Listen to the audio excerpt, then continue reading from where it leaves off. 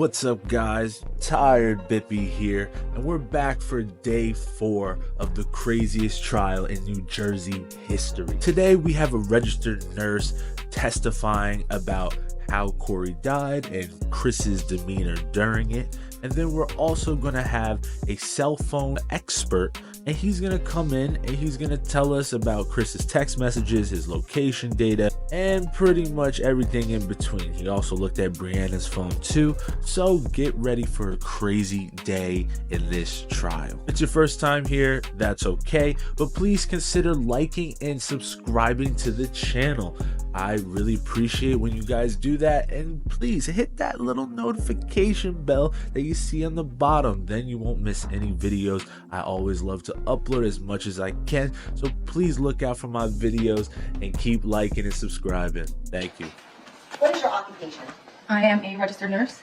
And where do you work? Southern Ocean Medical Center. And what department do you work at? In the emergency room. And before you worked at Soch, where did you work? I recently went to Jersey Shore and worked in the NICU for a little while. It wasn't suitable for me. I like being in the emergency room, so I went back to Soch. Okay, and how long have you been a registered nurse for? Almost 4 years. Now, before you were a registered nurse, what was your occupation? I was a paramedic. Where did you work as a paramedic? At Monarch. How long did you work as a paramedic for? About 15 years. Can you tell the jurors about your education? I went to paramedic school for 2 years. I have advanced cardiac life support, pediatric advanced life support, CPR certified. And you have a bachelor's degree? I do. I have associates and a bachelor's in nursing. And what about an associate's degree? I do. And what certifications do you currently hold? And can you just keep your voice up a little bit so we can hear you back? I'm sorry. I hold the ACLS, advanced cardiac life support, pediatric advanced life support, my CPR, which is basic life support. Now, calling your attention to April 2nd, 2021, at approximately 3:53 p.m., did you treat a patient at Soch named Corey Mitchell? I did. Had Corey been admitted into the emergency room at that time? He was. Do you remember Corey? Of course I do, yes. Who brought Corey into the emergency room that day? His father. When Corey was admitted into the emergency room, what room was he taken to? In room 6. What nurse brought Corey to room 6? Bill Doyle. Were you Corey's assigned nurse on April 2nd, 2021? I was. Where did you first observe Corey in the emergency room? In room 6. Was Corey's father inside room 6 when you first saw Corey? Yes. Did you speak to Corey's father? Yes. Did you learn his name? Yes. What was Corey's father's name? Gregor. What were your immediate observations of Corey's condition in room 6 at the emergency room? Corey was very lethargic, pale. He was very sick. Were vital signs taken? His temperature was 96.9, I believe. And what about blood? Was that drawn? Yes. When Corey was initially in room 6 of the emergency room, what was the defendant's demeanor? He showed lack of emotion, kind of emotionless. While you were in room 6, who else was present in the room? Dr. Pachati and other nursing staff. And what about Nurse Doyle? Yes. And did he stay in the whole room or did he leave? He left. And when you observed Corey in room 6, did you see any bruising on his body? Yes, we did. Can you tell the jurors what bruising you observed? I observed a bruise on his chest, a bruise under his chin, and one on his temple, his left side temple. While you were in room 6, did medical staff speak to the defendant about a case history relating to Corey? Yes, we did. And what did the defendant say about the bruising? He said the bruising was from Corey playing football and riding his bicycle. What did the defendant say about Corey's mother? That she was a drug addict. What did the defendant say about contacting Corey's mother at that time? He said that he did not want her contacted. And what did the defendant say about Corey being at Jersey Shore Medical Center? That his mom had him there the night before. What did the defendant say about Corey's symptoms before he was brought into the emergency room? That he had been vomiting and he was complaining of light and body pain. Now, that information, did you provide that to someone? I did. And who did you provide that information to? My nurse manager, Jenna Shaw. And was she working that day? She was. Did the defendant leave room 6 of the emergency room? He did. And what was Corey's condition? Corey was very sick. He mumbled a couple words to me. He seized. Can you tell the jurors what happened regarding Corey's treatment at the emergency room and his condition? Corey seized, and then his heart stopped. He had stopped breathing. So we initiated CPR. Dr. Pachati intubated him, where he put a tube in his trachea and into his lungs, and ventilation was provided along with CPR. And what type of CPR was administered? Pediatric CPR. And why was pediatric CPR Because he administered? was a 6-year-old little boy. And what is pediatric CPR? It's one hand on the chest. Was Corey taken for a CT scan? He was. At one point, we had regained pulses, and we attempted to bring him down a CAT scan, and when we had gotten a CAT scan, he lost pulses again, and we were unable to do it and had to bring him back. So after that, what room was Corey brought back to? Room 6. Did the defendant then return to the area of room 6? He did. And were you present inside of room 6 at the time? I was. And what medical staff was present in room 6 at this point? Dr. Pachati, there was some techs and other team members.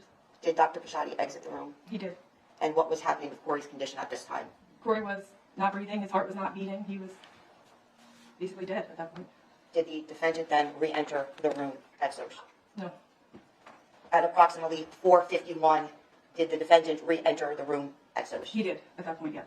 And were you present at that point inside of room 6 with Corey? Yes, I was. And what was Corey's condition at that time? His heart was not beating and he was not breathing. Did the defendant exit room 6? He did. And did the defendant then ever come back to room 6 again? No, he did not. And who stayed with Corey? We did. We were the only ones with him. What time was Corey pronounced? 5:03 p.m. And were you present in the room? I was. While Corey was at the hospital, what, if any, observations did you make regarding any type of bleed or GI bleed? There was no bleeding present. If I may approach, I'm now going to show the witness what's been marked S48D, S48E, and S48F. Do you recognize those? I do. And can you tell the jurors what those are? They are CDs of surveillance from the hospital the day Corey was admitted to the emergency room.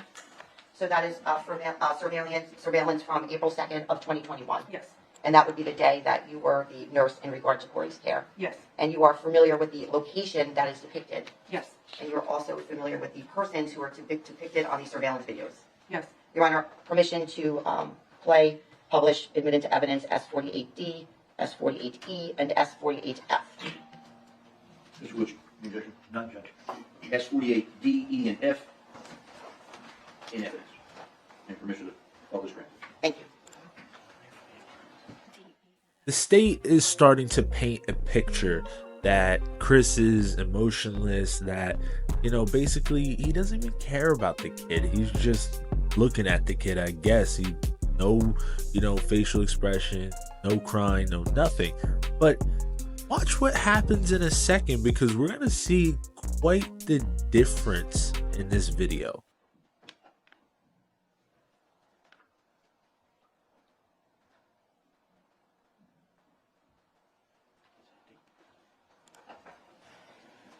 Can you tell the jurors who is located on that video? One of our nurses, Jamie. And does that accurately depict the defendant leaving room 6 for the first time on April 2nd of 2021? Yes. And there was a timestamp on that video? Yes, there was. And is the timestamp accurate that was on that video? No. You can now go to the next video, please.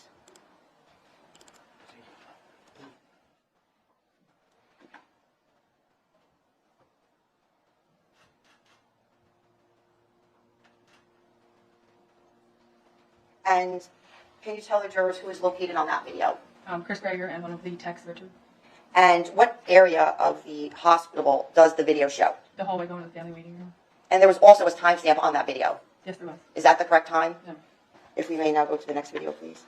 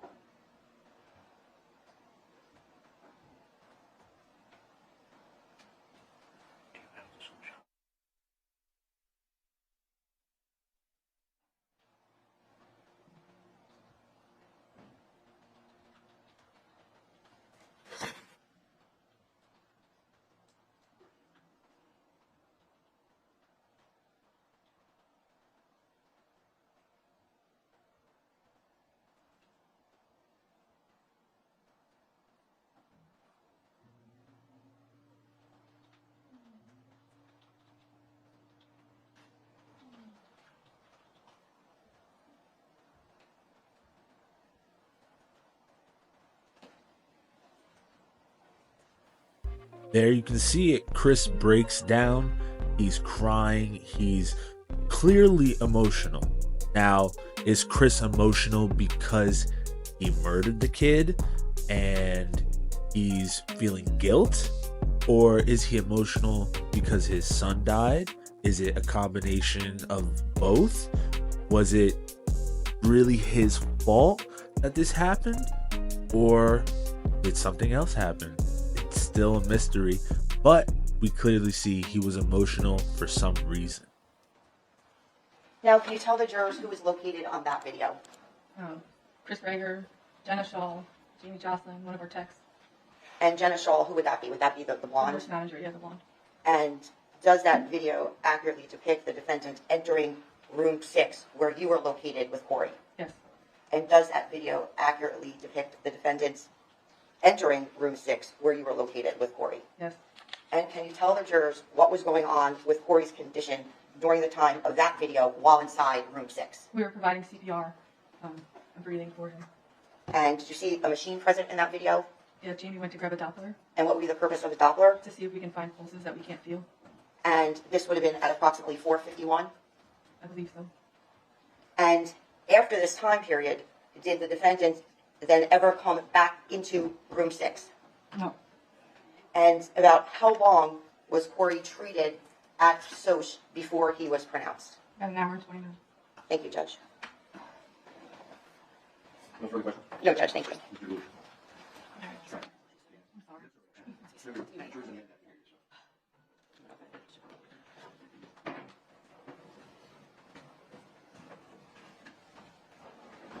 How are you? I've been better. So, when Corey was brought in, you were the nurse in charge of his care? Yes, he was my patient. So would it be fair to say that about 4:02, are you familiar with the record, by the way? Have you ever read the chart? I looked over the chart, yes. Okay, so you're aware of the fact that at 4:02 is when he was admitted in a critical condition?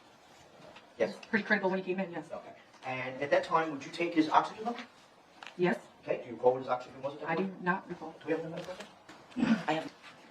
Is that the hospital record of Corey Mitchell on 4221 at Southern Ocean, Madison? Yes, Okay. And you were the nurse, so you know what that is, right? yes, Okay, and I'm sure you have notations in that record, am I right? yes. Now that you're not the person, from what I understand, there's also a scribe present. There's a scribe Okay. for the position. Right, so the scribe, while the physician's doing whatever he's doing, the scribe is taking down the information so the physician can do what he's doing, right? Yes, I believe so. I don't do their job, but yeah. But you're a nurse, right? Mhm. Okay, so how long have you been a nurse now? 4 years Okay, almost. and you've been in the emergency department, I'm assuming before, right? Yeah. So do you know what a scribe does or doesn't do? I know they jot down notes from the doctor. Okay, so that's what they do. They don't take down your notes, though, do they? No. Okay, you take down your own notes? Yes. Okay, is there an indication as to what Corey's oxygen level was when he arrived at the hospital? I would have to find the vitals in here. Okay, Yes, the initial one says 85%. what's normal? Mm-hmm. What's normal? 92 to 100, So he's 7 percentage points lower than what's normal, right? correct? Okay, so that's consistent with the child being shortness of breath, right? Not necessarily. Could have not been on his finger correctly or not recording correctly, Well, which you- happens often. Okay, well, you're the nurse, right? Did you check to see if that was going on? We were more worried about him and keeping him alive, and he was very lethargic. Well, lethargic, Mhm. the loopy, would that be a condition of a low oxygen level? Yeah, hypoxic. Okay, so if he was hypoxic, that would be a concern of yours, am I right? Of course. Okay, if he's loopy and tired and has shortness of breath, and you see there's a low oxygen level, is that an indication that you put the thing on wrong? Or the thing is telling you, the whatever you call it, is telling you that the oxygen is low? Greg wasn't short of breath. He wasn't struggling to breathe when he came in. Okay. But he was loopy. He was lethargic. Okay, lethargic, and that's a sign of low oxygen, am I right? It could be. Okay, so you're getting a low oxygen level, aren't you? Mhm. Okay. So now he goes into cardiac arrest, basically, right? Yes, sir. Okay. And who performs CPR? One of our techs. Okay. And the tech, you said, does a one-handed CPR because he's a child, right? Yes, sir. And generally, when you do CPR on an adult, you can almost break ribs, correct? CPR is a life-saving measure. Yes, Right, we do what yeah. we can to save a life. Okay, I got you. But on a child, it's different, right? You just use one hand. Right. A child's ribs, you're not going to break because they're probably malleable at 6 years old. Would you agree with me? I guess. Depends. Well, I want you to guess. You're a nurse, I'm a lawyer. So here's a 6-year-old's ribs, malleable or not, and is that the reason why Objection, Judge. you perform CPR differently on a It's child? because they're smaller and their stature is smaller. Okay, okay. So it's different, right? Yeah, it's different. Body So- structure is different. Now, you testified that Mr. Gregor left the room at some point, and I see him being escorted by somebody down the hallway into another room. Who was that person? One of our techs, Do you know who? Richard. Okay. And why was he escorted? I'm not sure. I wasn't escorting him. Okay, well, were you in the room? Yeah, I was taking care of his son. I wasn't Well, did you- escorting him out of the room. Okay. Well, is it normal to have the father sit in the room while you're performing life-saving techniques on the son? Yes. Okay, so you're saying that he was escorted out of the room because he wanted to get escorted out of the room? I can't answer that. I don't know. I was paying attention to Corey Okay, so if you're paying attention to Corey, how would you know he was under emotion? because I saw him the second time he came in. Okay, so you're looking at him, not paying attention to Corey, or you're not looking at him and paying attention to Corey? Both. You're doing both, Mhm. okay. So you're saying that he was escorted out of the room, you don't know if he was escorted out of the room because he wanted to leave the room, or because he was escorted out of the room because you were performing life-saving techniques? I don't know why he was escorted. Well, was he brought to a waiting room? I'm assuming yes. He Or was. is there a waiting room in Southern Ocean Medical Center? There's multiple. Okay. Is there a waiting room outside the pediatric unit, or wherever we were, where room 6 was? He went to the family waiting room. Okay. So what's the family room for? People to sit there and Wait. yeah. Okay? And was he escorted out of there to sit and wait? I guess I didn't escort him. Is it the first time you've ever seen a person escorted out of a room in an emergency room? Objection, Judge, speculation. It's overruled. No. Okay. So people leave that room when things are being done to patients. Am I right? Yes. Okay. Thank you. So now we have a tragedy. The child dies, and somebody goes to get him from the other room. All right?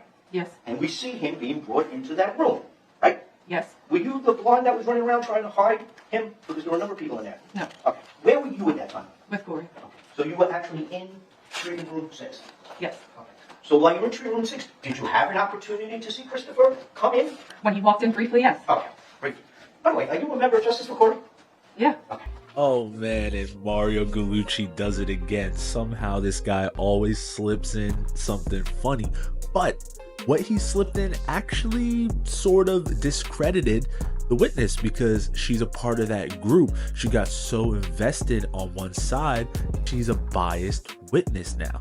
But she still is an important witness for us to hear from because she was there when he died and she was attending to Corey. But it seems like Mario Gallucci is able to make her statements not seem as valid as they came off at first. We were all believing everything she said up until Mario came in and crossed her. She's saying that the oxygen level could have been wrong. She's saying that she was only paying attention to Corey, but then she's noting on other things and talking about other things that if she was really paying attention to Corey, she shouldn't have even noticed. So that might have been actually a really good cross, but let's continue with it. There's a little bit more. So now you see him brought in, Mm-hmm. and then you don't pay any more attention to him. No. Okay, so you don't see him bring a chair over for him to sit in. No, that was outside the room. I was inside the room. Okay, so you don't see him bring. How big's the room? Not very big. Okay, so if this is the bed that Corey's in, where are you? Right next to the bed. Okay, so you're here. Where's the doorway? That way. How far? A couple feet. By their desk or closer to their desk? Closer to the bed. Okay. Is that right? I guess. Yeah. Well, I wasn't there. Yes. Okay, so you're saying you're standing here, and you don't see them bring a chair, you don't see him crying, you don't see any of that. I didn't see them bring a chair. No. Okay, did you see it just now? I did. Okay, did you see them have to bring screens to give him privacy? We do that with every. Did you do it in this one? I don't care about everybody else. Was it done? It's common Okay. practice. Yes. Okay, but it was done, right? Yes. Okay. Was he having a breakdown? Uh, You don't know. But did you just watch the video? I did. I saw the video. Okay, when you saw the video, did you see him cry? I saw him cry. Did you see him show emotion? Yeah. Did you see him upset? I guess. Okay. Did you see him have to sit in a chair? Mm-hmm. Did you see people have to come to his aid? Did you see him put up privacy screens? You Yes. saw all that, right? You always do that, Okay. yes. Yeah, you always do. But you did in this case, right? Okay. So he was not emotionless. Right? We just saw the video. He had lack of emotion. Okay. Very good.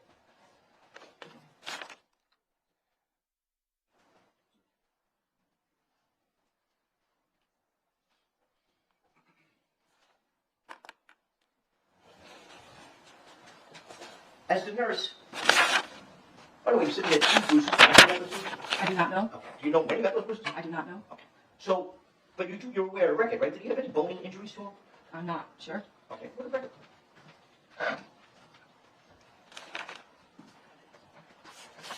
I don't read results, but I can look through these. Judge, well, if it's outside your purview, I don't want you to go. The question would be, would it refresh your recollection? If it doesn't refresh your recollection, then having her read the record is nothing more than hearsay. Right. Would it refresh your recollection to look at the record to see if he had any? Yeah, but I don't know what happened after. Like, so I can look, but No, Well, only if you had the recollection previously and the records refresh your recollection. No, You didn't I know don't- previously. I don't know. Okay. Just take it. Thank you, Judge. Thank you. Thank you. Any read? Where was the defendant located when he was emotionless? In the room, folks. In the room. Now, when the defendant left the room, was Corey deceased at that time? No, we were still providing life-saving care. There was no pronounced. Yeah. Thank you, Judge. No further questions. Any further? Ma'am.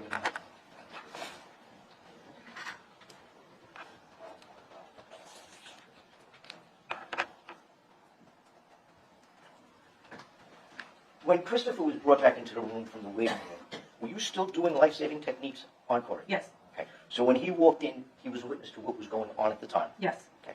And that's when he reacted the way he reacted. Yes. Now, did there come a point where you stopped those life-saving techniques and then he was told that Corey had passed? No. Okay. Thank you. All right, well, that's it for the registered nurse. Next up, we're going to have a cell phone expert. Like I said, he's going to talk about everything and in between with his cell phone and all the crazy stuff. So let's hop right into that. It's an incoming message from Mr. Gregor to Ms. Mitchell's phone on April 2nd, 2021 at 9:03:30 a.m. The message body states, "I am home. Let Corey walk into the house." Now, in addition to messages you isolated in Ms. Mitchell's cell phone, were you able to isolate certain messages in the defendant's iPhone 11? I was.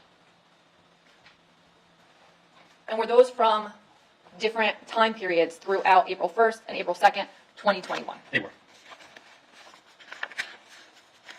Showing you what's been marked as S136, S137, S138, S139, and S140. Could you tell me if you recognize those exhibits? I do. And generally, could you tell me what they are? I can. So S136 is going to be a text message between Mark from DCPNP and Mr. Gregor's iPhone. This is an outgoing text to Mark at April 1st, 2021 at 5:17:49 p.m. The body of the message states... I'm just going to stop you there for 1 second. Are all of these text messages in the exhibits that I showed you? They are. Okay, where are they from? They're from the SMS database on Mr. Gregor's iPhone. Okay, and do they appear in the same condition as when you reviewed those text messages in the extraction? They do. Your Honor, permission to move those into evidence and have the witness describe them. No objection. That's 136, 137, 138, 139, and 140 in evidence. And Your Honor, I don't think that it applies to this bunch, but consistent with Your Honor's ruling and counsel's consent, the witness, I would ask to read both ends of the text message, if appropriate. Yes. So, ladies and gentlemen, the statements that are being made to the defendant from another party are hearsay, but as I indicated to you previously, it's often difficult to judge the defendant's response if you don't know what the other party's saying. So I'm permitting those to be read to you. You can't consider those for the truth of the matter. You can only consider those in the context of how the defendant is responding or interacting with the individual from DCP. Thank you. With regard to S136, could you please describe to me exactly what that is now? Sure. Again, that was an outgoing text to Mark from DCPNP. Message was sent on April 1st, 5:17:49 p.m. The body of the message states, "Hey, I can't get off work for tomorrow. I just asked my manager so I can go next week. Just let me know the number to call to schedule." Could you please go on to the next? Is that S137? S137. This is an outgoing text message to the 267-981-3533 number identified to be associated with Marcy Brogna. The message is the body, or excuse me, the text message was sent on April 1st, 7:48:54 p.m. The body states, "She has him at the hospital getting blood work, ... Not going to be back for a while." And that's also sent from the defendant's Correct. That was a sent message to Marcy Brogna. And S138, please. Sure. S138 is going to be another outgoing message to Marcy Brogna on April 1st, 9:28:25 p.m. The message to the body states, "At police station now." And that's from the defendant's phone. That was from the defense phone. S139. S139 is another outgoing text message. This text message was sent to the number 516-617-3053, associated with the contact identified as Laura. This message was sent out on April 1st, 2021 at 9:35:27 p.m. The message to the body states, 2 hours late, she's not responding. S140, please. Sure. S140 is an outgoing text message to the contact identified as Amy, associated with the number 732. This message was sent on April 1st, 2021 at 10:17:20 p.m. The message body states, "Hey, so I'm going to take off work tomorrow because Corey's mom decided not to bring back from visitation, and I'm going to have to go to court tomorrow morning. Since Natalie isn't working, and who do I reach out to?" Thank you.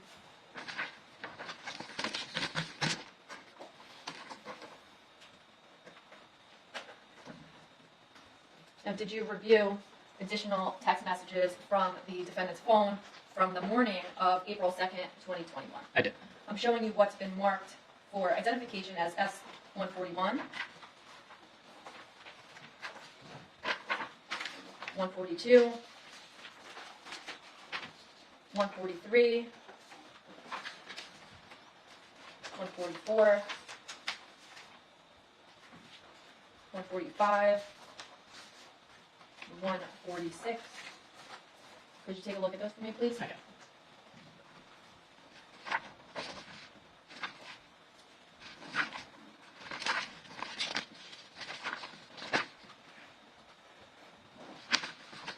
Do you recognize them? I do. Okay. Generally speaking, what are those exhibits? They are text messages from Mr. Gregor's iPhone. Okay. And are they all from the morning of April 2nd, 2021? They are. And are they all representative of separate conversations or text messages? They are. And do all of those text messages and those exhibits accurately represent what you extracted from the defendant's iPhone 11? Yes, they are complete copies of the messages that were sent or received. Your Honor, the state's offering those exhibits into evidence, and I'd ask if the witness would be permitted to read them out loud to the jury. No objection. That's 141, 142, 143, 144, 145, and 146. Could you please describe S-141 for the jury? Sure. S141 is an outgoing text message to the 267 Brogna. Message was sent on April 2nd, 2021 at 6:48:19 a.m. The body of the message states, "She has yet to bring my son home."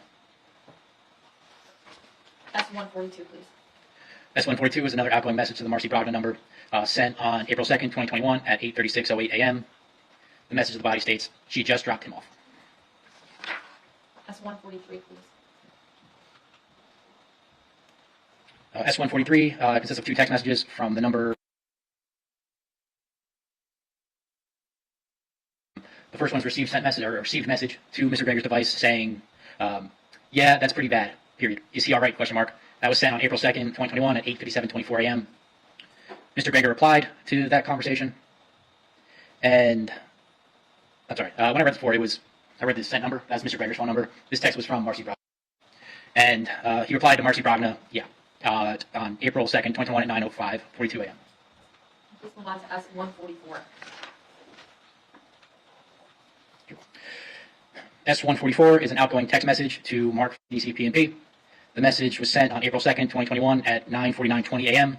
The body of the message states, "Hey, I would appreciate a call as soon as possible this morning considering the events of last night."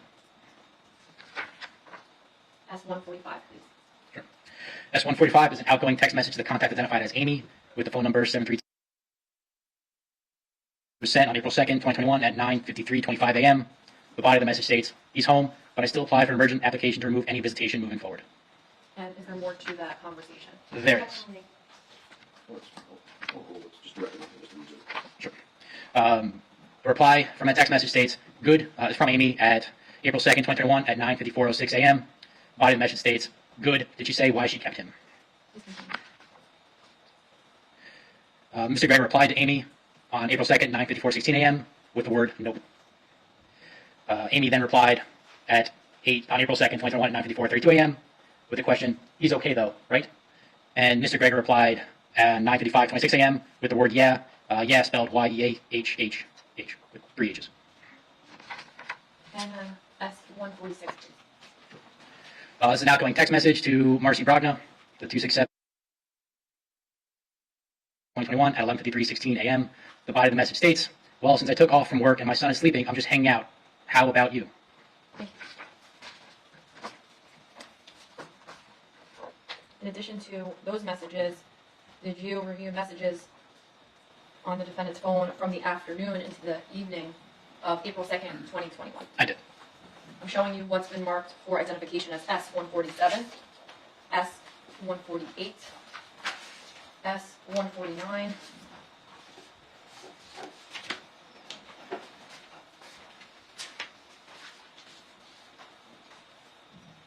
S-150,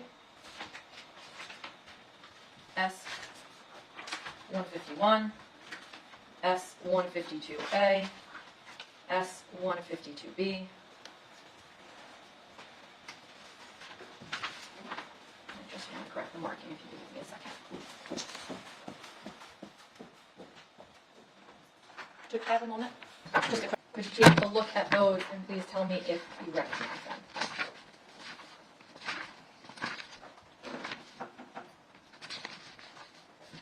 I do. Generally, what are all of those exhibits? They are text messages from Mr. Gregor's iPhone from the afternoon of April 2nd. Okay. And are they all separate text messages or conversations, each of those exhibits? They're all separate conversations. Appears they're all sent messages. And did you review them prior to coming to court today? I did. And do they all accurately depict conversations that you observed in the defendant's extraction from his iPhone 11? Yeah, the text messages are consistent with what the text messages were identified as. Okay. Could you please go to S147? Sure. Please describe for the jury what is on S147. S147 is an outgoing text message to the Marcy Brogna number on April 2nd, 2021 at 12:00:55 p.m. The body of the message states, "Nice. I might take a nap so I don't fall asleep at 10 p.m. on you. LOL." Could you please move to the next one? Sure. S140. Did you move those amendments? Judge, I'm sorry. I apologize. Permission to move those exhibits and have them read to the jury. Yes. So the exhibits of what, 146 through 159, excluding 156, I think you did mention? I didn't mention yet 155 and 156, and we already covered in the last group. We left off at 146. Right, I more of that. So it's 147 through the rest. 159 excluding 155 and 156? Yes, Judge, thank you. Any objection? Could you please, I'm sorry, Judge. That's 147 through, that's 154 in evidence, that's 157 through 59 in evidence. Could you please move on to the next one? Sure. S148, this is an outgoing text message to Marcy Brogna. The message was sent on April 2nd, 2021 at 12:14:57 p.m. The body of the message states, "Do you desire a traditional pizza, Domino's, or Pizza Hut?" Could you move on to S149, please? Sure. S149 is an outgoing text message to Marcy Brogna on April 2nd, 2021 at 12:19:48 p.m. The body of the message states, "I am actually really excited to see you." And S150, please. S150 is an outgoing text message to Marcy Brogna sent on April 2nd, 2021 at 1:01:52 p.m. The body of the message states, "Well, just let me know when is the earliest you could come here." And what about S151? Sure. S151 are two text messages sent to Marcy Brogna. The first message was sent on April 2nd at 1:46:32 p.m. The body of the message states, "I'll be able to set it up. I've done it before. I'm just super excited to cuddle after destroying you." The second message states to Marcy Brogna at 1:46:35 p.m. in party. So the calls weren't too bad, I would say. I would say that he seemed somewhat worried about Corey. He seemed like he was going to handle business in the morning, but he also seemed like he wanted to handle some other business. So it's a little weird, but let's move on to the next part because this is shocking. Please start from the earliest date in S122 and describe for the jury the information that's there. Sure. So the first hit in the Safari web browser on this was a search conducted on March 25th, 2021 at 9:36:31 p.m.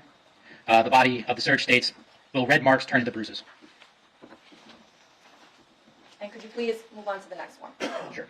The next search is on April 1st, 2021 at 8:43:36 p.m. The search was Neptune Non-Emergency Police. The next one. Next search is on April 1st, 2021 at 8:49:05 p.m. The search was Jersey Shore Medical Center. Please move on to the next one. The next one is a web history on April 2nd, 2021 at 3:08:37 p.m. The search was lost consciousness, sleepy and nauseous - Google search. Please move on to the next one. The next entry is April 2nd, 2021 at 6:10:22 p.m. The search was, can your phone be tracked in airplane mode? The next one. The next search was for April 2nd, 2021 at 6:10:35 p.m. for, can my car be tracked? The next one. The next search is on April 3rd, 2021 at 3:14:24 p.m. The search is, what causes a rise in blood sugar in white blood cells? The next one. The next search was for April 3rd, 2021 at 3:55:40 p.m. The search is, could internal bleeding raise your blood sugar levels? Please move on to the next one. The next search is on April 3rd, 2021 at 3:56:55 p.m. The search is, how does gastrointestinal bleeding happen? Could you please move on to the next one? Next search is on April 3rd, 2021 at 4:28:21 p.m. The search is, how does gastrointestinal bleeding, how pong to die? It's P-O-N-G, to die. Could you please move on to the next one? Sure. The next search is April 3rd, 2021 at 6:55:22 p.m. The search is, can a GI bleed be slow? Can you please move on to the next one? Next search is going to be on April 4th, 2021. The value is McGee Tyson Airport, parentheses, TYS, and parentheses, comma, 2055 Alcoa Highway, Alcoa, Tennessee, 37701.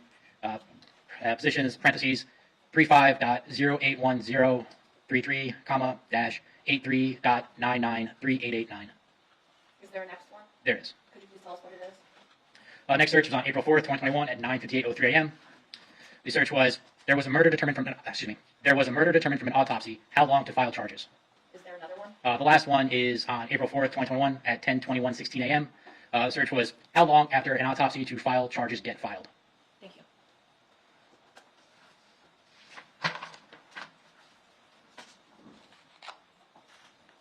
Now, in addition to the text calls, emails, searches, the things you saw on Ms. Michelow's phone, were you asked to analyze other data and render any opinions? I was. I'd like to go through those with you now. How many tasks were asked of you? Sure, they proposed 7 questions to me they wanted to know more details about. Okay, when you say they. The state and the case officer. And did you analyze all 7 of those tasks and render opinions? I did. Could you please describe to me what the first task was and what you did? Sure. The first thing they proposed to me was to identify if conversations between Christopher Gregor and Brianna Michelow were deleted from Christopher Gregor's iPhone. If messages were deleted, please identify when they were deleted. What did you do with regard to that? So essentially, I opened up Ms. Michelow's phone extraction. I opened up Mr. Gregor's phone extraction. On Mr. Gregor's phone extraction, there were 0 text messages with Ms. Michelow. On Ms. Michelow's phone extraction, there were 3,466 text messages saved with a conversation with Mr. Gregor. I was the first indicator that something was deleted from Mr. Gregor's phone. I looked at the message retention settings within Mr. Gregor's iPhone and saw the value for message retention duration on his phone was set to forever, as in messages would not be deleted unless a user did it themselves. In order to kind of really dig in to make sure they were received on this device, I opened up the sms.db. That's going to be the text message database for Mr. Gregor's iPhone. And to give you an idea of what a database is and what it looks like, the best way I can describe it is to compare it to a Microsoft Excel spreadsheet. The Excel spreadsheet is going to have multiple rows and columns. On Excel, you can have different pages, and essentially inside the database, there's going to be different tables. These tables cross-reference with what's known as the primary key, where you can search additional data from different tables by referencing the primary key ID of an entry. Databases will generally run sequentially, as in they'll go 1, 2, 3, 4, 5, 6, 7, 8, 9, 10. If there's gaps in the sequence, it's indicative that content is no longer present on the device. Whether that means it's automated or automatically deleted by the phone itself, or if a user might have gone and deleted the entry. So in this case, what I did is I opened up just 6 random messages from Ms. Gregor's phone that were sent to Mr. Gregor's phone. I compared the native timestamp of when those messages were sent from her phone, and I corresponded that with the text message database on Mr. Gregor's phone.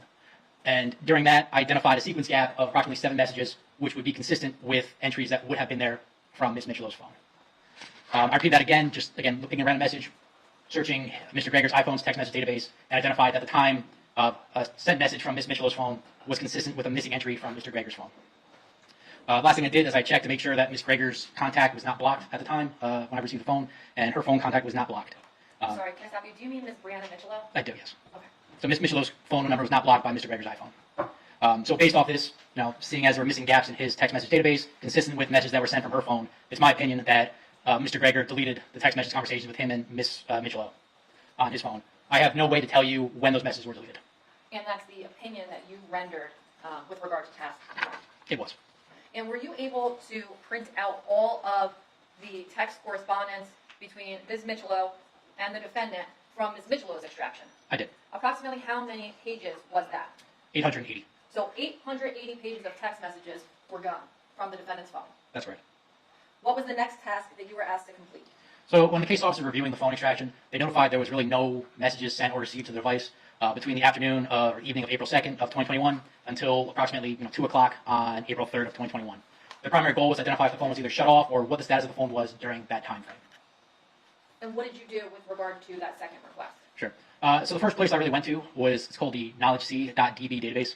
KnowledgeC at the time was mostly like an event logging feature of an iPhone tracking different activities going on that device. I looked at the device being unlocked, and I could see that his device was unlocked multiple times between the hours of approximately 7 p.m. until 7 p.m. on April 2nd until 1 p.m. on April 3rd.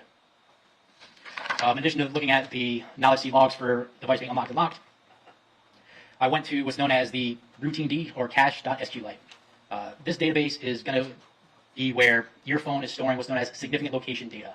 Significant location data is going to be data that an iPhone is going to use to help with predictive traffic routing or to help set memories in your photographs.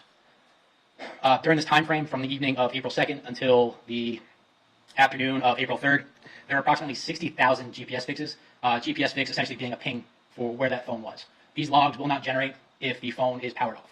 And I can identify that the phone was to be tracked all the way from New Jersey down to the southwestern portion of Arkansas. And the last thing I did to review this was I went to check the actual airplane mode status. Within the Knowledge database, I specifically searched for the airplane mode flag, and I could see the phone was placed in and taken out of airplane mode several times during that evening. The most notable being the phone was placed in airplane mode on April 2nd at 6:38 p.m., and it was not taken out of airplane mode until 2:13 p.m. on April 3rd. So there was more about the location data stuff, but it really wasn't the most important. Basically, he just went to Arkansas the next day, but those searches are horrible, and they really point to him being the killer. I don't know how Mario's gonna get Chris out of this, because it seems like he really did it. But let me know down below, guys. But thank you for watching the video. Thank you for spending some time with me. That was day 4 of this trial. There's going to be plenty more, and I hope you guys will come back for the next ones. BippyMan, I'm out. Bippy. Bet your sweet Bippy I did.